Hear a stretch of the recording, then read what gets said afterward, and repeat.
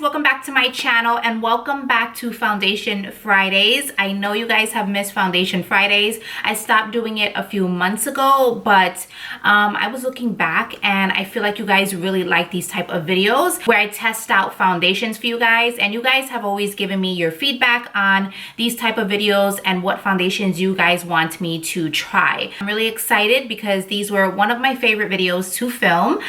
So today's foundation is going to be with the DIOR AIRFLASH foundation. I know this is a couple of years old, but I've never tried it and I figured why not try it out today. So before we jump into the video, guys, I'm gonna give you guys 5 seconds to subscribe down below to my channel. Hit that red subscribe button down below to be part of the family, and also don't forget to hit that little notification bar at the side there. That's also gonna let you guys know when I upload a video and you guys won't miss out on any of my videos here. So it is about 8:30. Oh no, it's 8:45 in the morning. I just got out of the shower and I want to try this foundation on. So I'm not gonna lie, guys, I am a little bit nervous about trying this just because I'm going to work all day and I finished work today at like 9:30 at night.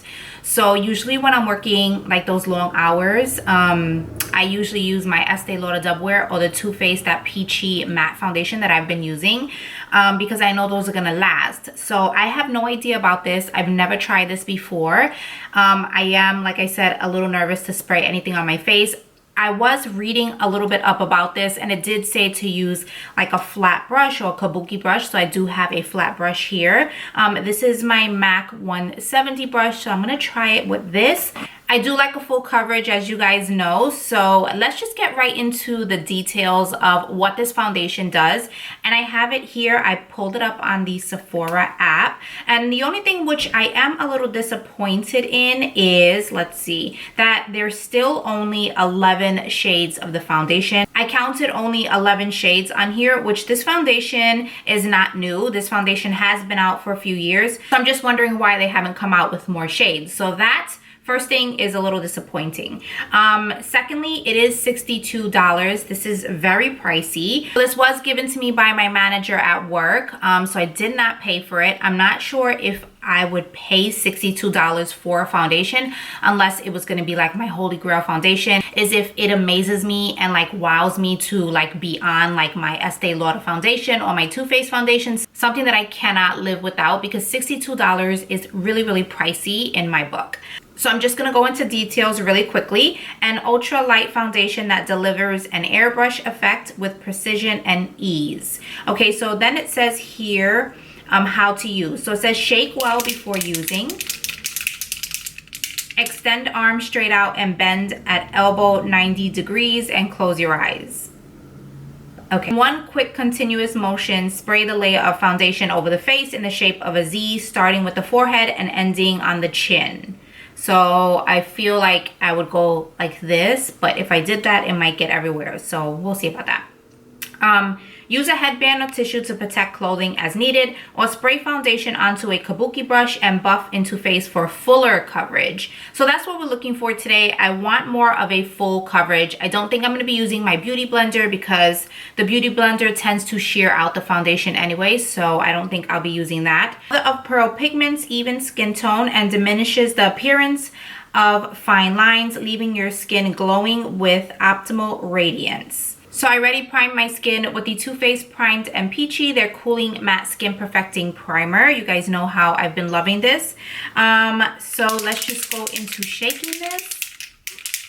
So the shade I have is 300 Medium Beige. So let's just get started, because the longer I wait, I think I'm a little nervous, like I said, because I am going to work and I just don't want to look crazy.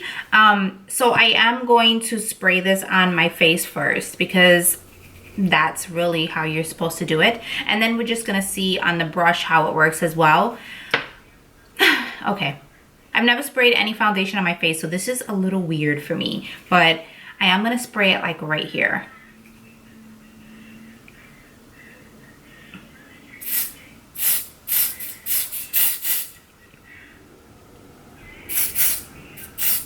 Okay, it's not that bad if you hold it really close to your face. I know I look so scared, but let me just see.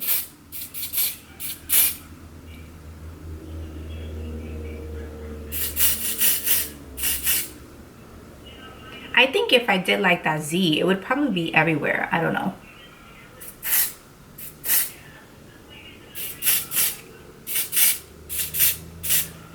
I don't know. I'm afraid of inhaling it. So, ooh, that did go everywhere. Okay. So now I'm just going to take my brush and just blend it out.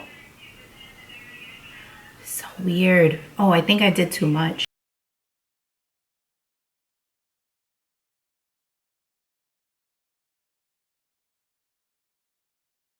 Okay, so my first thoughts is it gives really good coverage. I might just spray now the brush and just to give me a little bit more coverage. So I'm just going to spray it right here.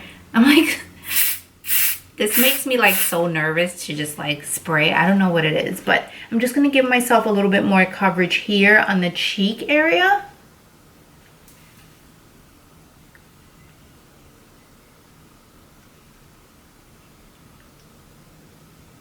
Okay guys, so it is more of a luminous finish. As you guys can see, I'm not fully matte. It is nice and luminous and dewy, which I don't mind. I just know how I love my matte foundations, but I don't mind looking nice and dewy once in a while either. I just feel like you look a little bit more radiant when it's not matte and it's dewy. So this did give me really good coverage. So I just pulled my hair back out of my face, and that way you guys can see how the foundation looks. So I'm not sure if it's going to oxidize or not. Right now, it gave me really full coverage. I feel like the coverage is really full. It does not feel heavy, but it's still like a little wet. I feel like it still is. So yeah, it is definitely. So it just came off on my fingers. So it definitely is like a little bit wet. So I have to let it kind of like just set for a few minutes, I feel like.